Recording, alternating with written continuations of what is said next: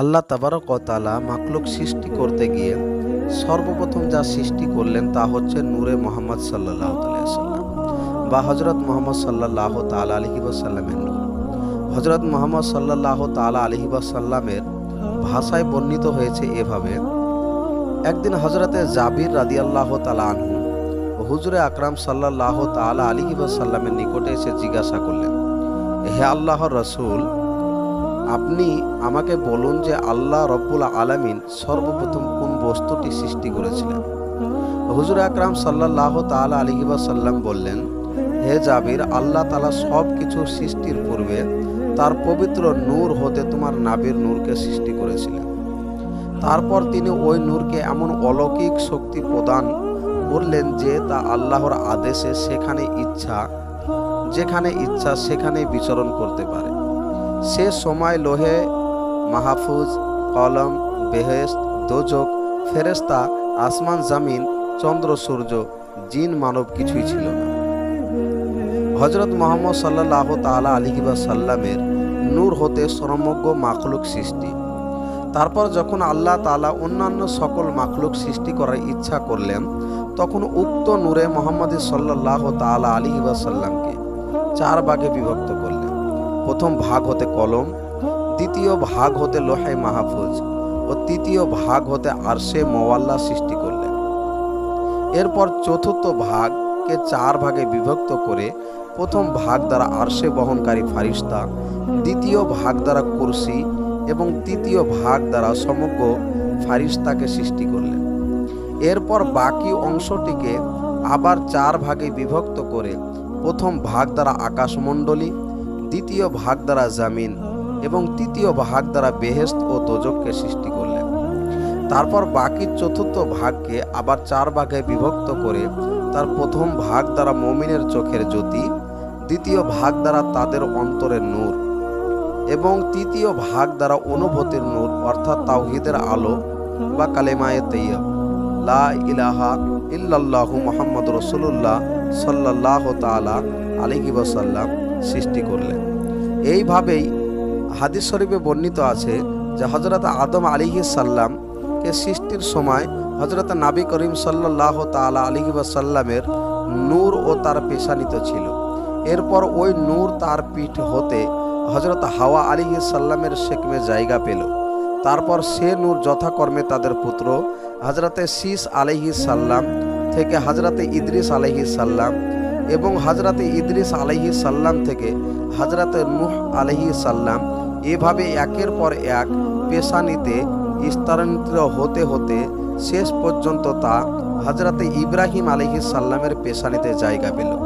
তারপর তা তদীয় পুত্র হযরতে ইসমাইল আলাইহিস সালামের পেশানি হয়ে ক্রমে স্থানান্তরিত হয়ে আরবের কুরাইশ বংশের আব্দে মানাফের ললাটে এসে জায়গা পেল।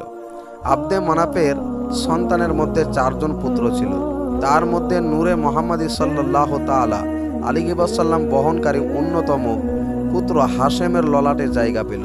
এই হাশেমি হযরতে নবী করিম সাল্লাল্লাহু তাআলা আলাইহি ওয়াসাল্লামের পিতামহ এবং হাশেমের নামানুসারে হযরতে নবী করিম সাল্লাল্লাহু তাআলা আলাইহি ওয়াসাল্লামকে হাশেমে নবীও বলা হয়।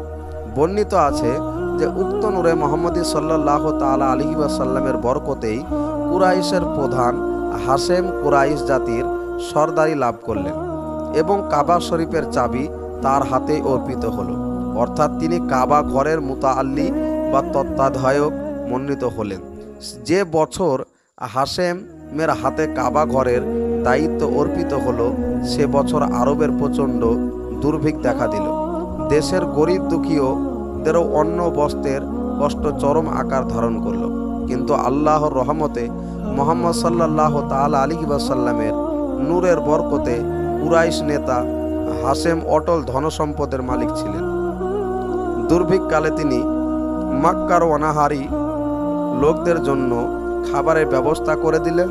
আল্লাহ পাকের কুদরতে উক্ত খানায় এমন বরকত ছিল যে যত বেশি লোক আহার করত, মওজুদ খাদ্য বিন্দু মাত্র হ্রাস পেত না, অর্থাৎ শেষ হতো না। লোকজন আহার করত, সাথে সাথে তা আবার পূরণও হয়ে যেত। কথিত আছে যে হযরত নবী করিম সাল্লাল্লাহু তাআলা আলাইহি ওয়াসাল্লামের পিতামহের নামেরই জন্য হাশেম হয়েছিল। আর হাশেম শব্দের অর্থ হলো দানশীল। তার প্রকৃত নাম ছিল উমর ইবনে আব্দে মানাফ। হাশেমের পুত্রর নাম ছিল আব্দুল মুত্তালিব, যিনি নবী করিম সাল্লাল্লাহু তাআলা আলাইহি ওয়াসাল্লামের দাদা ছিলেন। এই আব্দুল মুত্তালিবের পিতা হাশেমের ইন্তেকালের পর খানায়ে কাবার মুতাআল্লি তত্ত্বাধায়ক নিযুক্ত হলেন। এক বর্ণনায় আছে হযরত ইসমাইল আলাইহিস সালাম এক সময় জমজম কূপ সংলগ্ন স্থানটিতে বহু ধনসম্পদ মাটির নিচে পুঁতে রেখেছিলেন। বহুকাল পরে আব্দুল মুত্তালিব আল্লাহর বিশেষ ইঙ্গিতে যে সম্পর্কে অবহিত হলেন, ওই সময় জমজম কূপের পানি শুকিয়ে গিয়েছিল। জমজমের অস্তিত্ব সম্পর্কেও সাধারণ লোক অজ্ঞ ছিল না, অর্থাৎ জানতো না। আব্দুল মুত্তালিব নবী করিম সাল্লাল্লাহু তাআলা আলাইহি ওয়াসাল্লামের দাদা হযরত ইসমাইল আলাইহিস সালামের কথিত জমজম কূপ সংলগ্ন মাটির নিচে রক্ষিত ধনসম্পদ তুলে নেওয়ার জন্য জমজম কূপ এবং আশেপাশের জায়গা খনন করতে লাগালেন। কিন্তু ধনসম্পদের সন্ধান না পেয়ে শেষ পর্যন্ত এমন মানত করলেন যে, হে আল্লাহ, আমি যদি উক্ত মালের সন্ধান পাই তবে আমি পানি শূন্য জমজম কূপটিকে খনন করে হাতে পানির ব্যবস্থা করে দেব। তাছাড়া আমার 10টি পুত্র সন্তান হলে সে 10 পুত্র হতে অন্যতম পুত্রকে তোমার উদ্দেশ্যে কুরবানি করব। বর্ণিত আছে যে এরূপ মানত করার পরই আল্লাহর রহমতে আব্দুল মুত্তালিব হযরত ইসমাইল আলাইহিস সালামের রক্ষিত সে সম্পদ লাভ করলেন। এতে আল্লাহর দরবারে তিনি অসংখ্য শুকর আদায় করলেন এবং ওই সম্পদের অর্থ দিয়েই তিনি লোহা ও তামা দিয়ে বাইতুল্লাহর জন্য 2টি দরজা নির্মাণ করলেন। আর জমজম কূপটি উত্তম রূপে খনন করে উঁচু করে বেঁধে দিলেন। ইতিমধ্যে মহান আল্লাহ তাবারক ওয়া তাআলা রব্বুল আলামিনের অশেষ মেহেরবানিতে আব্দুল মুত্তালিবের পরশে 10টি পুত্র সন্তান জন্ম নিল। এবার তিনি পুত্র কুরবানি করার মান্যটি পুরা করার দিকে মনোনিবেশ করলেন, কিন্তু সমস্যা দেখা দিল এই নিয়ে যে 10 পুত্রের মধ্যে তিনি কোন পুত্রকে কুরবানি করবেন। আজকের ভিডিও এখান পর্যন্তই। আসসালামু আলাইকুম।